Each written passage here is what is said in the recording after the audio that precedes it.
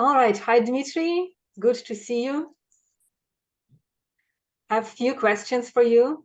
So the first one is, tell us a little bit about yourself and why did you decide to take a leadership part in a Canadian PMO community? Sure, sounds good. So I've been working in project management since the early 2000s, and I've seen the evolution of the profession from, just tens of thousands of people having their PMP to millions today. And I think that the profession is really important to the world and definitely in Canada. So the expertise that I have and the things that I've done well and poorly, quite honestly, the lessons learned throughout my life, I want to capture those and help others benefit from my ups and downs. Yeah. Thank you very much. So definitely you have such an experience. And now I'm wondering how you can help our senior project managers, our group, our community, and C-suite. And based on what I know about you, I have a question regarding the project review. Could you expand a little bit more on how you can help with that? Of course, yeah. I there are a couple of common themes in the roles that I've had throughout my career, and understanding what the so there's an organization, and that organization delivers projects, and the projects, depending on how they are delivered, um, they need to be measured in some way. So very much like in financial management, you need to have controls, checks, and balances. Projects need to have the same thing. So in a less mature organization, every project manager does whatever they want. And the level of maturity is not always determined by the size of the organization. That's something that I found. So a control that works really well is a project review. And the project review is based on some sort of repeatability, because you need to have standardization, you need to have repeatability in order to reduce the chance that projects will fail. It doesn't necessarily mean the projects will succeed, but it reduces the chance that the projects will fail.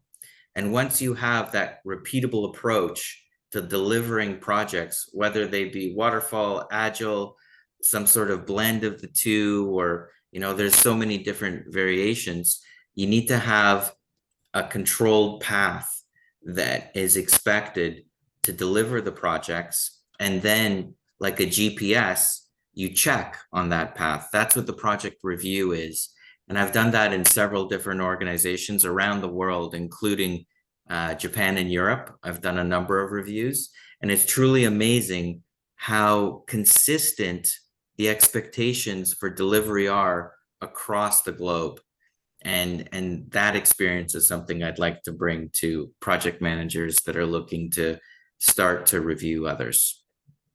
Thank you, Dimitri. I was about to ask, are there any difference between Japan and Europe, but it feels like it's repeatable all over the globe. So I want to emphasize on this question next. So you were mentioning repeatable projects, meaning repeatable delivery. And when we are talking about delivery, we also talking about reporting about the health of the project and the health of the organization, etc. Am I right? So if I am, could you expand a little bit more here? Yes, of course. So the first step is to understand the repeatable approach to projects. That gives you the ability to review how things are going against that standard. And then the other side of the PMO, from my perspective, is the consolidated view, the portfolio view, the PMO view. There is reporting on how things are going, on the key performance indicators, right? And then that also provides, by having that reporting at a consolidated level, at a portfolio level, you're able to gain data for business intelligence driven decisions, right? Based on that data that helps to improve the direction that you're headed. So it's sort of one builds on the other. You need to have a repeatable process. You need to be able to have control points like the project reviews. And then you need to have reporting at the aggregate level that people are analyzing in order to decide where do you need to adjust. Do you have too many senior project managers, as an example? Do you need to bring in more new blood? There's something called a staffing pyramid, or sorry, a staffing model. And quite often what happens is you so there's the pyramid, like a triangle, and then there's the inverted pyramid. So if you have a lot of inexperienced folks and you just have a few senior PMs, then that is the standard pyramid. The inverted pyramid is when you have a lot of senior folks and very few at the entry level, which of course that also determines where you are in terms of maturity of your business. And you need to understand that and accept it. I've been in organizations that say just want to hire senior PMs, right? Because senior PMs know what to do. But senior PMs are more difficult to, let's say, train in the way that you would like to do things.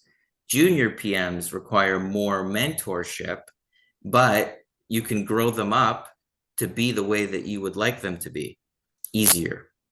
So there's different ways that you can approach it, and that data helps to drive the decisions that PMO leaders make. Thank you. It was comprehensive. And maybe the last question, how strategy blends to what you just described to us? I think there are so many sort of sayings that come to mind about strategy. Culture eats strategy for breakfast. Converting strategy into action is one of the most difficult things that all organizations struggle with.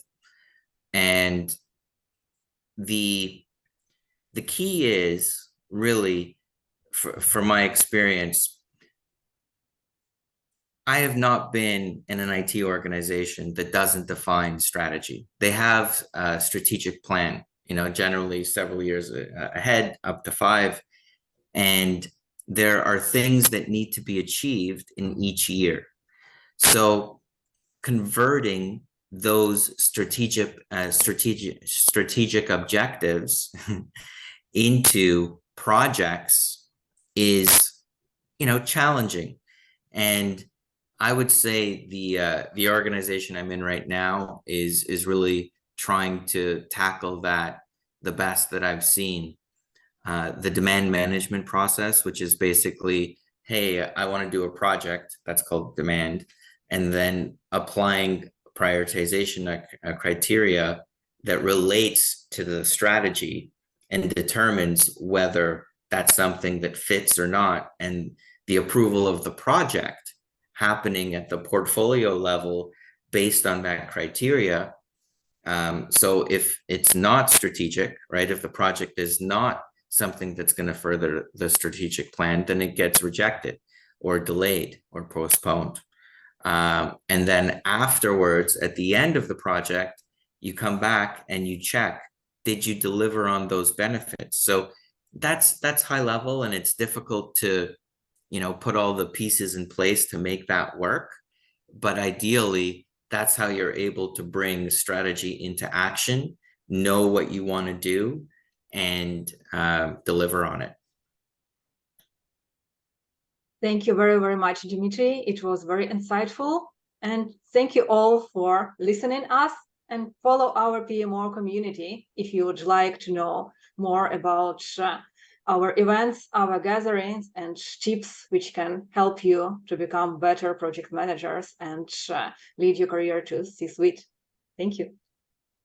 Thanks, Aina. Bye, everyone.